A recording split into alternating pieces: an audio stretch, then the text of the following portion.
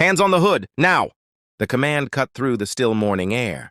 Judge David Harrison froze, both palms lifted calmly in the air beside his dark sedan. "Officers, is there a reason you've stopped me?" "Don't talk!" barked Officer Crawford, hand resting on his holster. "Just do what I said! Hands flat!" David obeyed. The cold metal of the car's hood pressed against his palms. The smell of gasoline and dust mixed with the faint hum of passing trucks along the highway. "License and registration?" Crawford's partner, Officer Coleman, demanded, already circling the car like a wolf. "In my jacket pocket," David said. "May I—" "Don't move!" Crawford barked, pulling his gun halfway from the holster. "You think we're stupid?" David didn't flinch. His heart pounded, but his face was unreadable. "No, officer," he said softly. "I think you're scared." Crawford's jaw tightened. "What did you just say?" Before David could answer, Coleman pulled the door open and began rummaging through the glove compartment. "Got a nice car here," he muttered. "You rent this or you steal it?" David glanced sideways, calm but cutting. "I own it." Crawford chuckled darkly. "You own a BMW M5? Yeah, right." He leaned in closer, his breath hot with anger. "People like you don't drive cars like this unless something's wrong. So why don't you tell me what you're really doing here at this rest stop?" David's lips pressed into a thin line. "Taking a break from a long drive," he said. "Just like you."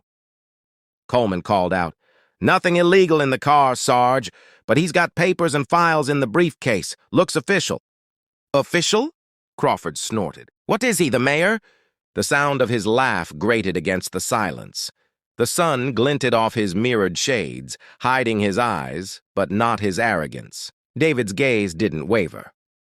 "Officer," he said evenly, "I suggest you take a second look before this goes too far." Crawford's smirk widened. "Too far? You're lucky we don't haul you in right now."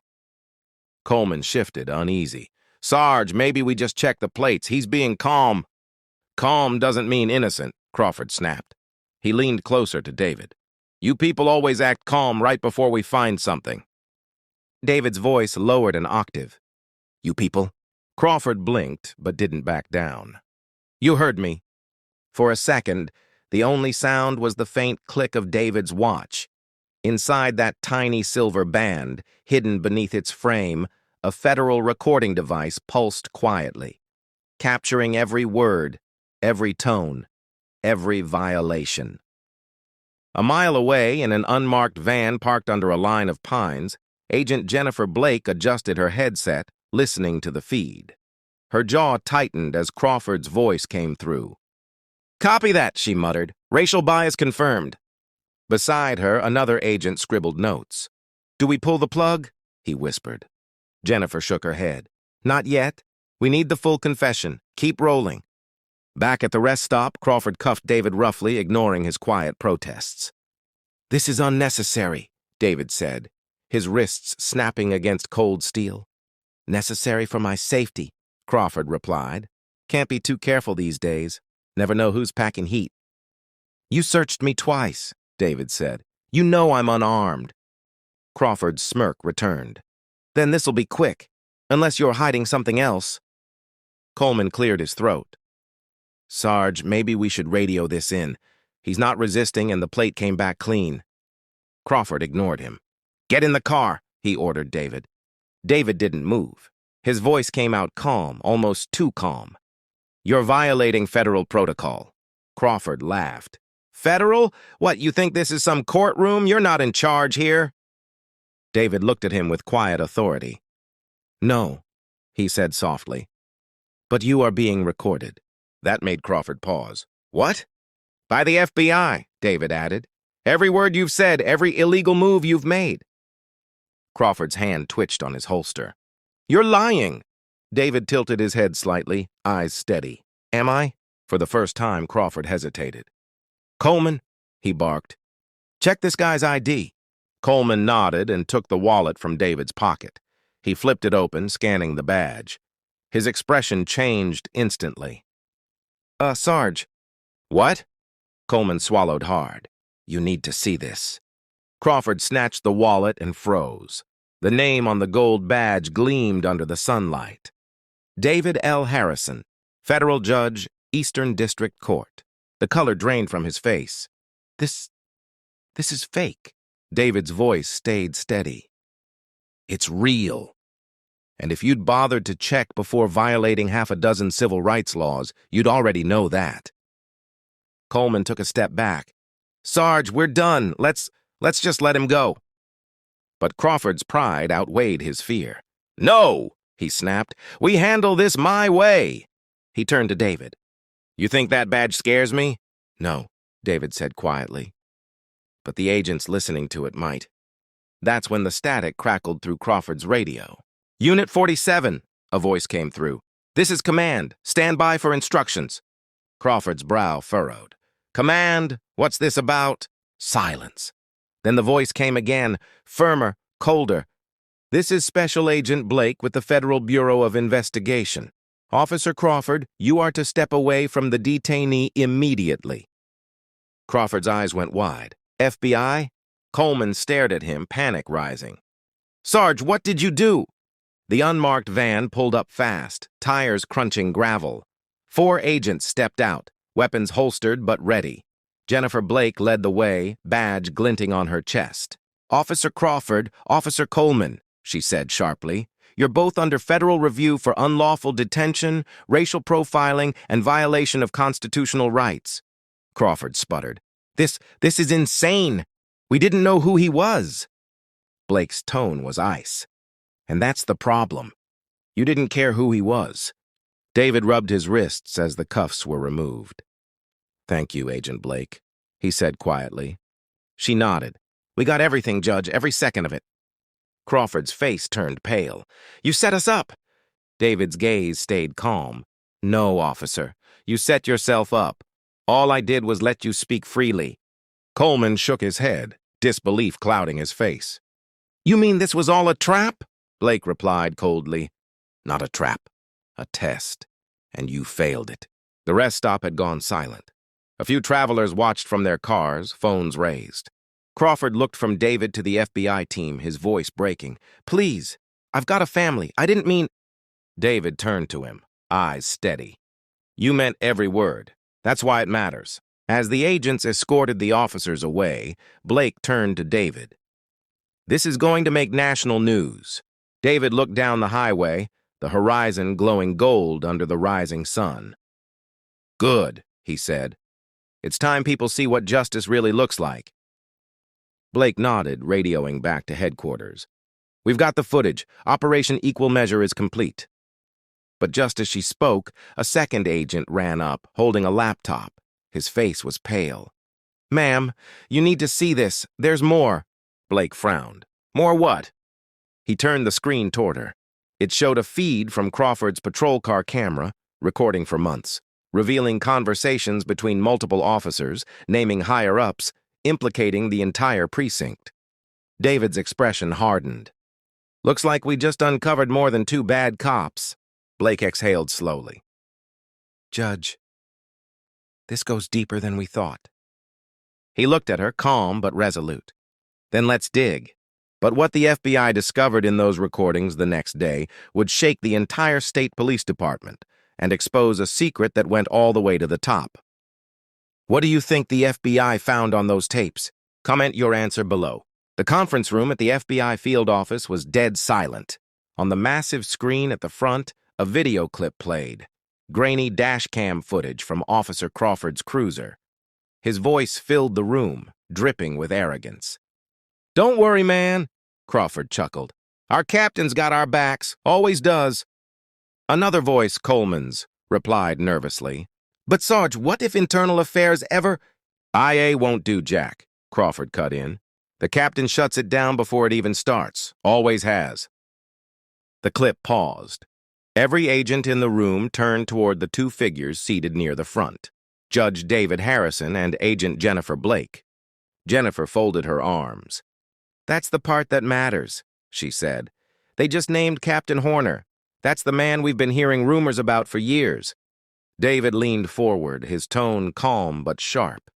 You're telling me their commanding officer is helping them cover racial misconduct? Jennifer nodded grimly. Yes, sir. The recordings confirm it. Crawford and Coleman are small pieces in a much bigger system, one that's been shielding officers accused of abuse and discrimination. David exhaled, rubbing his temple. Then we don't just expose two men, we dismantle the entire operation.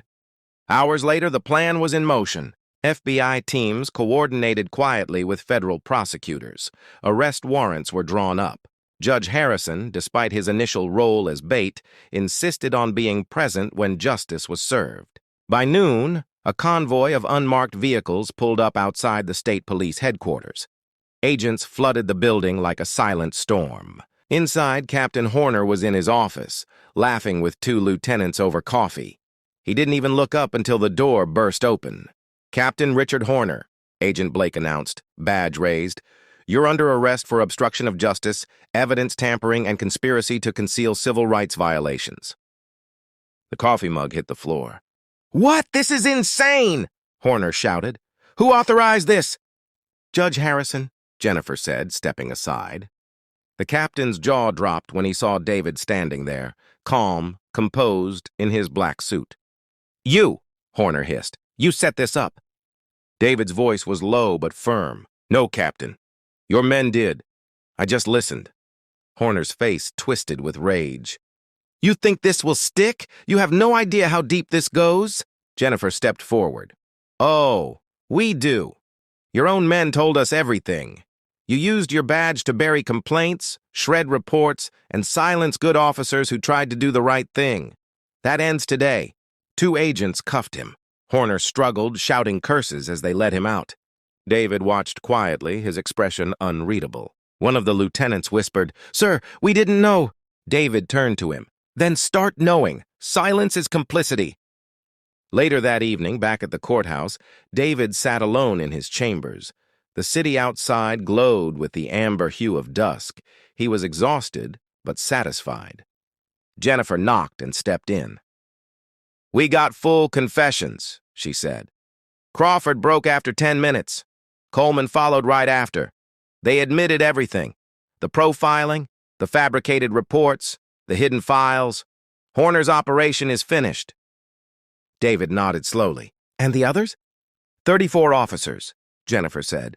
"All under investigation. The Justice Department's taking over." For a moment, they sat in silence. The weight of what they'd uncovered hung in the air. "You know," David said finally, "I've sentenced men to life for less corruption than this." Jennifer managed a faint smile. "Difference is, this time you didn't need a gavel." He looked at her. "Justice doesn't always come from the bench, Agent Blake. Sometimes it comes from the field." She nodded. "You risked everything, sir. Most judges wouldn't have." David smiled faintly. "Most judges haven't lived what I have." The next morning, news exploded across every channel. FBI sting exposes racism and corruption in state police. Federal judge's undercover mission leads to 35 arrests. Captain Horner indicted on federal charges. Clips from the dash cam footage played nationwide. The moment Crawford said, "You people always act calm right before we find something," became the defining soundbite. A lesson, a warning, a reckoning. For once, the conversation wasn't just about outrage, it was about accountability. Outside the courthouse, reporters gathered. David stepped out briefly, escorted by security. The crowd quieted as microphones rose. "Judge Harrison," a journalist shouted, "do you feel vindicated?" David paused. "No," he said. "Justice isn't about vengeance. It's about truth. What happened to me isn't unique. It's a reflection of what too many experience every day. I had power to fight back. Many don't." Another reporter asked, "What message do you hope this sends to law enforcement?" David looked directly at the cameras. That the badge should protect, not persecute, and that integrity doesn't depend on who's watching, because someone always is. The crowd murmured, some clapping softly. David nodded once and walked away. That night, back home, he sat at his dining table with a steaming cup of tea. His wife, Marion, looked across at him. "It's over?" she asked quietly. He smiled faintly. "Not over, but started." She reached for his hand. "You did the right thing." He looked out the window, at the lights of the city flickering below. Doing the right thing shouldn't make headlines, he said softly. But until it doesn't, I'll keep doing it. A week later, Crawford and Coleman appeared in court, wearing orange jumpsuits. They avoided eye contact as Judge Harrison entered the courtroom, this time in his robe, gavel in hand. The courtroom was packed. Reporters lined the back. The air was thick with tension. He looked down at the two former officers, now visibly broken. "Do either of you have anything to say before sentencing?" Coleman spoke first, his voice trembling. "Your Honor, I'm sorry. I followed orders. I didn't think about what I was doing."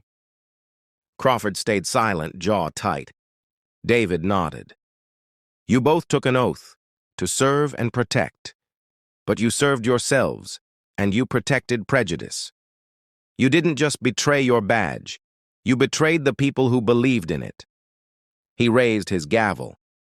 "For every victim who didn't have a camera or a title or a voice, justice is served today."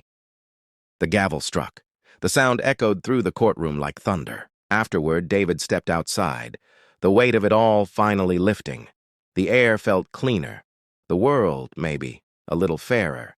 Jennifer approached him with a file in hand. "Thought you'd want to see this," she said. Inside was a memo. Federal Task Force on Police Integrity. Appointed. Judge David L. Harrison, Chair. He smiled faintly. "Looks like I just got a promotion." Jennifer grinned. "You earned it." He looked out at the horizon.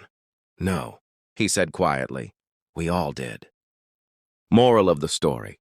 Justice doesn't need anger. It needs courage. True strength isn't in how loud you fight back, but in how firmly you stand when silence feels safer. When people in power choose to act with integrity, they don't just change systems. They change generations. Quick question for you. If you were in Judge Harrison's place, would you have stayed silent or risked everything to expose the truth? Comment your answer below. And don't forget to like, share, and subscribe for more powerful stories that prove real justice begins with courage.